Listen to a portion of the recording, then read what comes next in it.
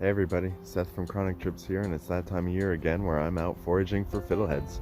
So I thought I'd share a quick guide with you on where to find them, how to identify them, and how to harvest them sustainably. So when I'm searching for fiddleheads, I like to find areas that are like creeks or streams or semi-wetlands, like this area here.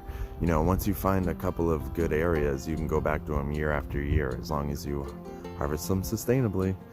And so this is one of my favorite spots, which is kind of right next to a swamp right behind those trees. So you can kind of semi-wetland, and they grow very abundant here. You can see all of the last year's ferns all over. And so next up is how to identify them. So when I was coming out here today, I noticed something was out here eating all the fiddleheads on me. So anyways, what you're looking at right here is two different kinds of ferns. One is edible, one is not. Let's get into that. So identifying fiddleheads or the ostrich fern can sometimes be pretty tricky, but once you get your eye for it, they stand out like a sore thumb. But just be aware that they can literally grow right next to each other. That's the inedible one, that's the edible one. So, but like I said, once you get the eye for it, stick out like a sore thumb. So I'm going to go over what you are looking for first before we go over what you want to stay away from. So here is the ostrich fern, the one that we like to call fiddleheads and eat, well, baby fiddleheads, but the ones that we like to eat are very delicious. But things you can tell right off the bat are the way the leaves are shaped and that groove in the stem. So it's a very distinct groove in the stem of the plant. And then the fiddleheads that we all like to eat are right here. And they have that little paper coating. It looks like a paper bag. And that's, again, very distinct paper bag. Again, you're looking for a groove in the stem. These leaves are pretty distinct too, in relation to the next one I'll show you, which is the one that we want to stay away from, but because they grow right next to each other. And there's the fiddlehead we all love to enjoy. What you want to stay away from is this one. You can tell by the leaves on this one, it's very different from what we were just looking at. There's no groove in the stem, they're round, it's a round stem, and then the leaves are very different. And then when you look at the fiddlehead portion of this one, it's hairy. Look at that.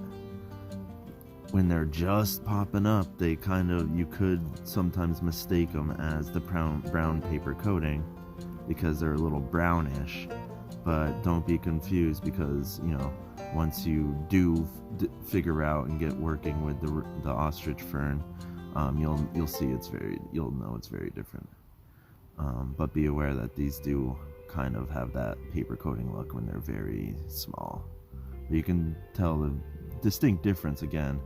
Hairy, and like I just said, be careful because they do grow right next to each other. That last video with the edible ones is right here, and then right here is the ones that we want to stay away from, the little white hairy ones. And then again, the leaves very different, stem very different, no groove. Next up, how to harvest sustainably. Alright, what do I mean by harvesting sustainably? As you can see, I moved spots, as the other spot that we were at identifying the ostrich fern was a little too young. So I moved to another spot, and luckily they grow very abundantly all around the forest. So I moved to another spot. You know, I'm again checking to make sure there's that nice dark groove in the stem, looking at them leaves. Yep. And then we come down here, they got that paper coating on them. Great. So harvesting sustainably means that you're not overtaking the plant. from the plant. Like, you can see they grow in clusters, but I'm only gonna take, I don't know, 2 or 3 of these, because if you take more than maybe 50%, around 50%, the whole thing can kind of die, and then you want to come back next year and have more fiddleheads, don't you? So I'm only gonna pluck about 2 or 3 of these, and then go on to a next cluster and do that. And like I said, luckily they grow very abundantly, so you can just walk around plucking 2 or 3 at a time and come back with quite the harvest. Well, there you have it, a quick guide on some tips and tricks on foraging for fiddleheads. And just always practice that. If you're not sure, just don't pluck it and don't eat it. You know, that's always a safe bet. And quick recipe is I like to saute them with garlic.